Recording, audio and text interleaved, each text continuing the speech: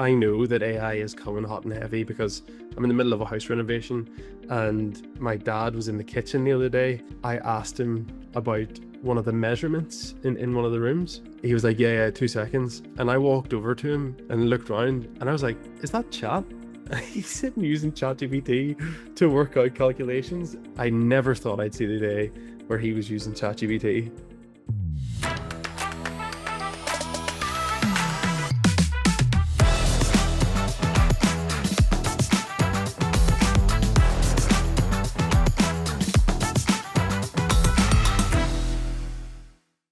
Hello, everyone. Welcome back to the ProfileTree Podcast.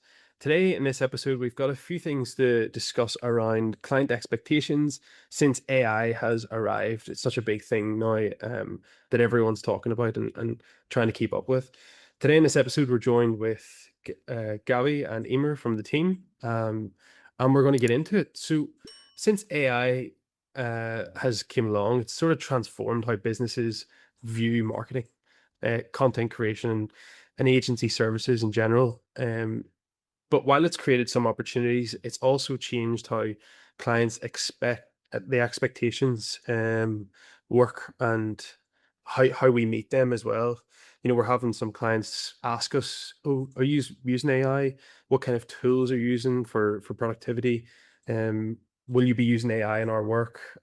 So on and so forth. So it's probably good to discuss this in a bit more detail around the marketing, video production, and just having those conversations openly with the companies that we work with.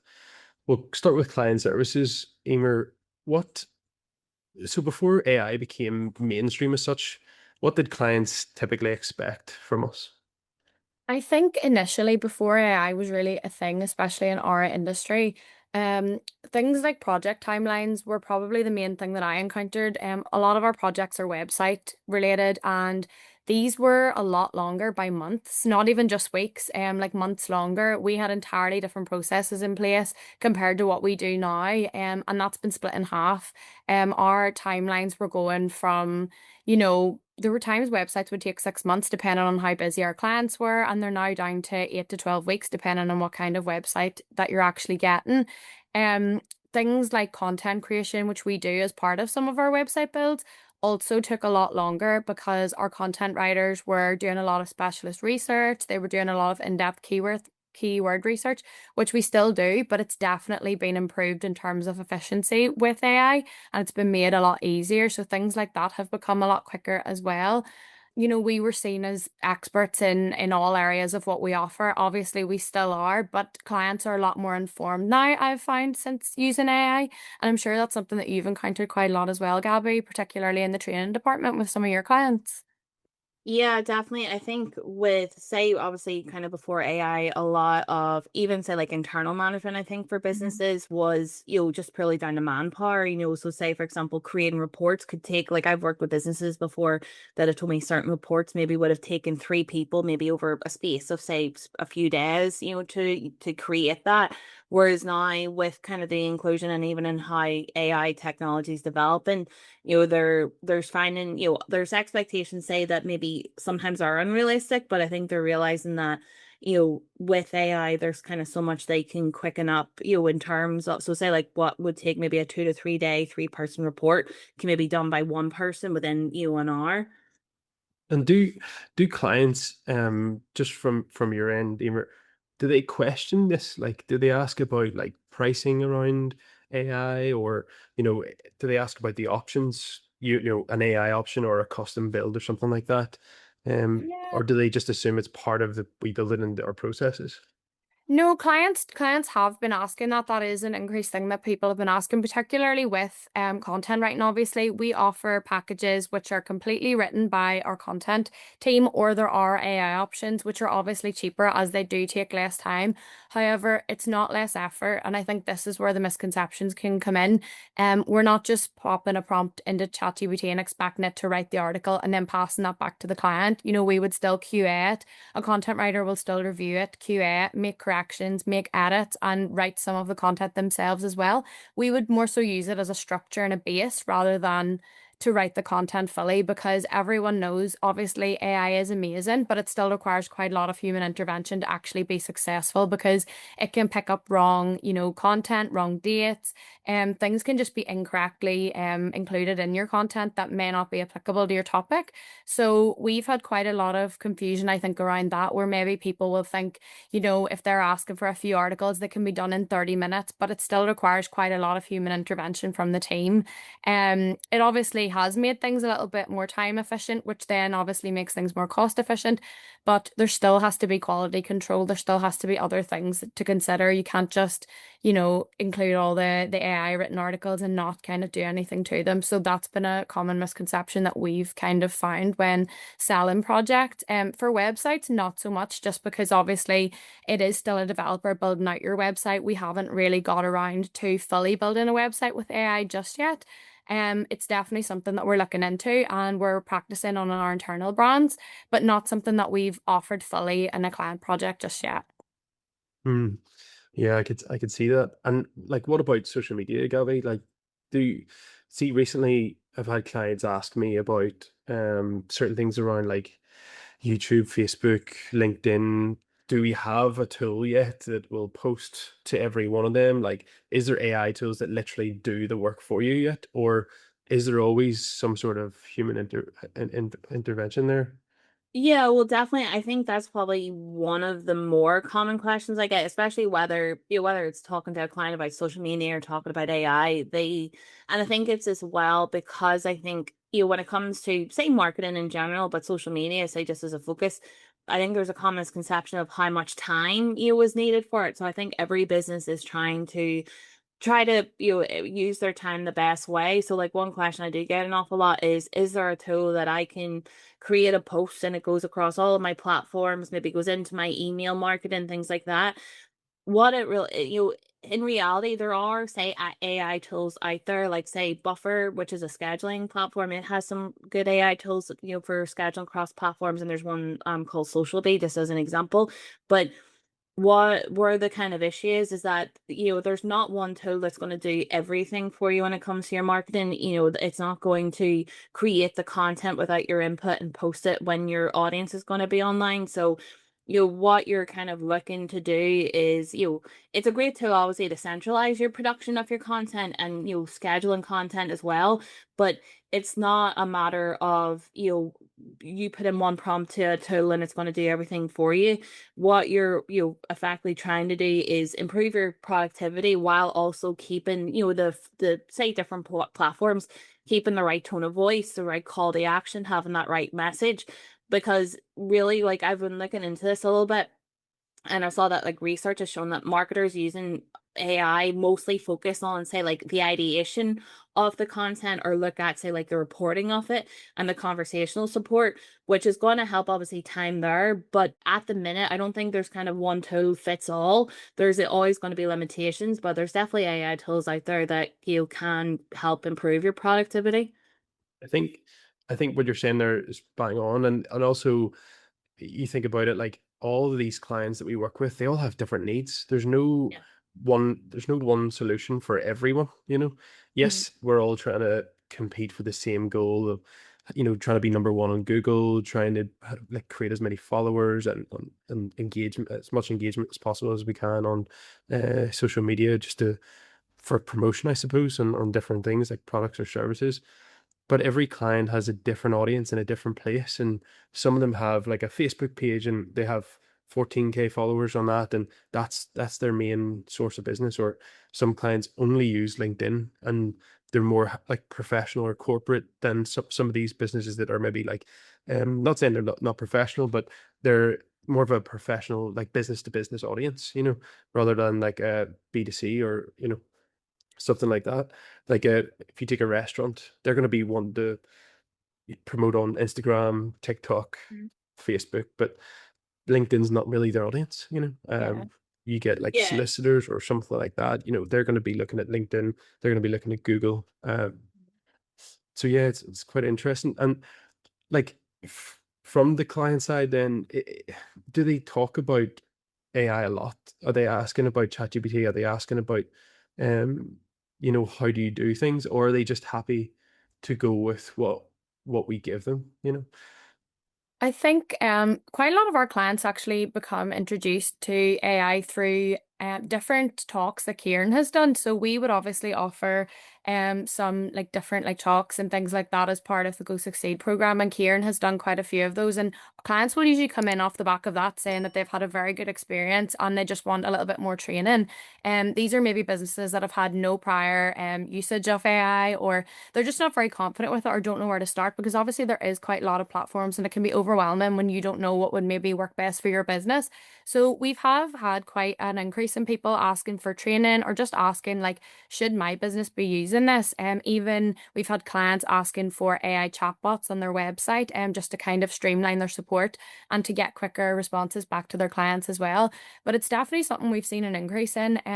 There can be a little bit of confusion sometimes, I think, with clients maybe becoming a little bit frustrated if something is taking a few days, and they maybe assume that because it's going to be I mean, not that we will have necessarily said it's all through AI, but if they're assuming something can be done via AI, they'll maybe be frustrated of the time it may take to do. But again, we've always been pretty upfront with people that will never just entirely use AI for your work. It does obviously require human and team intervention, which is where the extra time can come from, and where the delays can then maybe come from in the client's mind.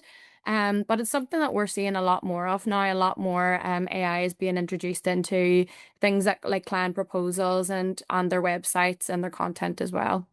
Do you feel like your roles changed because of that? Definitely in terms of the things that we need to know about and the things that we ourselves need to do more work in learning.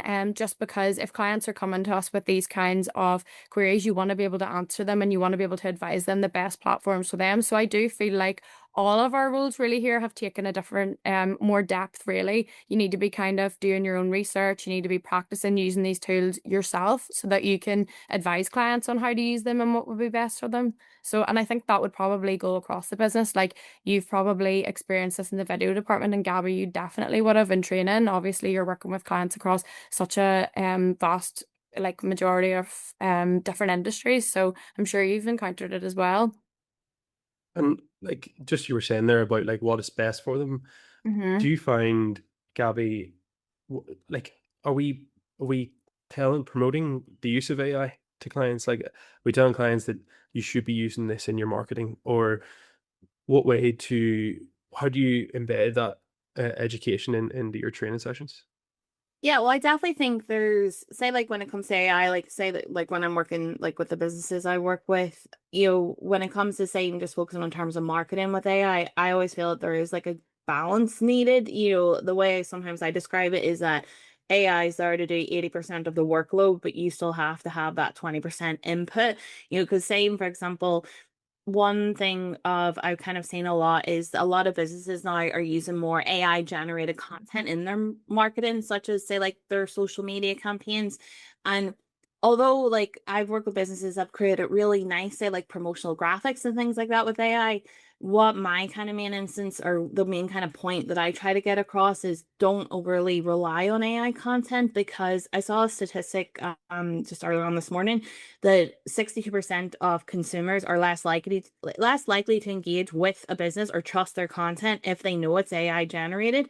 And that's where I always say is that it's, I think when you look at AI when it comes to marketing, it's not a matter of more content means better content. It's making it easier and it's reducing the amount of time that you have to spend on it.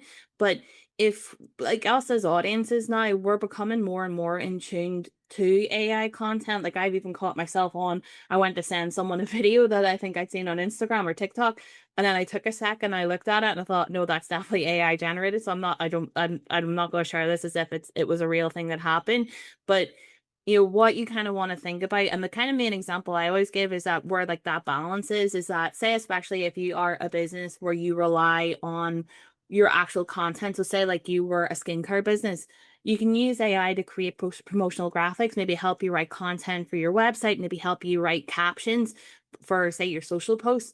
But you also want to have that real, authentic content that's showing real life results and, creating those realistic expectations.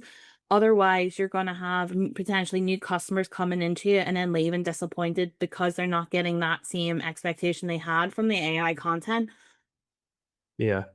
Totally. And then just to bring it back to the agency level, like one of the things that I always toyed with at the very beginning was like, should we be telling clients that we're using AI for different services, or like, are we using it to speed up productivity or become more efficient? And I guess the main thing that stood out to me after thinking through it quite a lot was there was a massive fear of like being left behind. Like if we don't innovate and we don't figure out what AI can do for us, and obviously like, we're all experienced. We've been in the industry for a long time, so we've done it manually for years and years.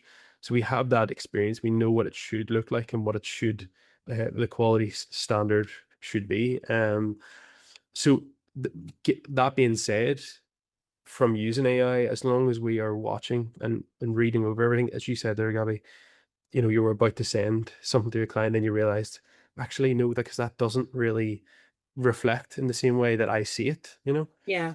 Even though you're trying to get a point across, or you're trying to help them understand something or educate them, you're given that sense check, and then you're thinking, no, I'll maybe hold that one and find something else. But it's the same when you're creating content, whether it be video, website, written content, photos, anything like that. You're always overlooking it and you're thinking, yes, that's good quality, or no, that's not good quality. We're not using that, and let's go again. So I think number one was fear of being left behind and being outdated. So because we're talking more about AI, like, I mean, yourselves, Kieran and Michelle are like, they're wizards with when it comes to AI at the minute. And I feel like I learn something every week from chatting to them. And the amount of clients I've spoke to, and they're like, "Oh yeah, I attended Kieran's AI course down at wherever it may be." They're so excited about it because they're seeing the productivity, the opportunities that it could how it could not only improve productivity, but it actually can improve quality as well. Because these clients, they have their businesses to focus on. They're not marketing experts. Some of them don't have marketing teams. So whenever they're trying to create some graphics, or they're trying to come up with a photo that they don't have the budget to go out and take, or a video that they don't have the budget to go out and get, it's definitely better quality, or better, more productivity for them. So, and I guess there's also the massive thing about our workflows. So like using AI day to day, like how has it helped increase um not just speed, but I suppose the process itself, and the way we do things. Like in video, for talk's sake, it used to take the editing team here maybe, I don't know, like an hour or two. It depends how long the audio would be, but let's say it took us an hour to edit the sound for a video, or sound design on a small promotional video. Like that audio goes straight into a track now, and it takes a matter of minutes before you perfect it. And it's like, I'm very open about that with clients, and we've actually built that into our pricing packages now as well. Like we take that time off and use it for maybe getting better quality shots, or getting more out of it, like more quantity. So in every process, you're maybe stripping back in this area, but you're adding to this area. So it could look like the same, but you're achieving better quality, or it might be quicker and you're getting more productivity. Mhm. So it is about educating it. I do believe that we should be very open about AI, and the fact that we are, on the cusp of it and researching every day and looking at different ways to do things. Like Gabby, you're very active in our team chat about new tools that are popping out. I'm always seeing you post things like, guys, check out this new tool, it's just been released today. And then you'll give like 4 or 5 points on it. So, and then that's just bringing that knowledge full circle for the team. I think that's very important, and then we can then go and relay that to the clients as well. um Sorry, go ahead. Yeah, because I was going to say, like, I think when it comes to AI, I think a lot of people say, like, in terms of marketing, I think when it comes to AI, a lot of people think of, like, say, for example, when I work with clients who are maybe brand new to AI, the only thing they've ever heard of is ChatGPT, but they don't actually realize that, say, like, the social platforms themselves, although they're always changing and updating anyway, I have found even maybe over the past 6 months or so, they're actually updating more to include more AI tools. Like, even to give you an example, this week I noticed that if you were say to do a meta ad campaign through, say, for Facebook and Instagram, if you're unsure about any of the, say, like the terms or anything, if you highlight it with your mouse, it pops up and says ask Meta AI. So in a way, I think that way it's helpful, because say if you were brand new to something like that, or even if you've had training but you're still a little bit unsure, you have something that's going to provide an answer to your question or to your concern. So it's definitely, that's one way. Say like even with AI, even say for example if you're new to it or you don't really know how to use it yet, it's worth experimenting with different platforms, because one platform's not going to fit all. So if you've only ever used it, you have limited, expectations or outcomes. Whereas, say, especially if you're looking to use it to help, whether it's just increase your productivity or even say as a starting point for your business to get content generated because you don't know where to start or have the time to. There's so many options, not only say on the existing, standalone AI platforms, but within the social platforms themselves. Yeah, totally. To end on a funny note, I know that AI is coming hot and heavy because I'm in the middle of a house renovation, and my dad was in the kitchen the other day, and we were doing some construction work, and I asked him about one of the measurements in one of the rooms because we're trying to get a staircase into one of the rooms for a loft conversion, and uh, he was like, "Yeah, yeah, 2 seconds," and I walked over to him and I was getting a drink of water and looked around and I was like, "Is that chat?" He's sitting using ChatGPT to work out calculations, and I was like, my dad is not tech savvy at all.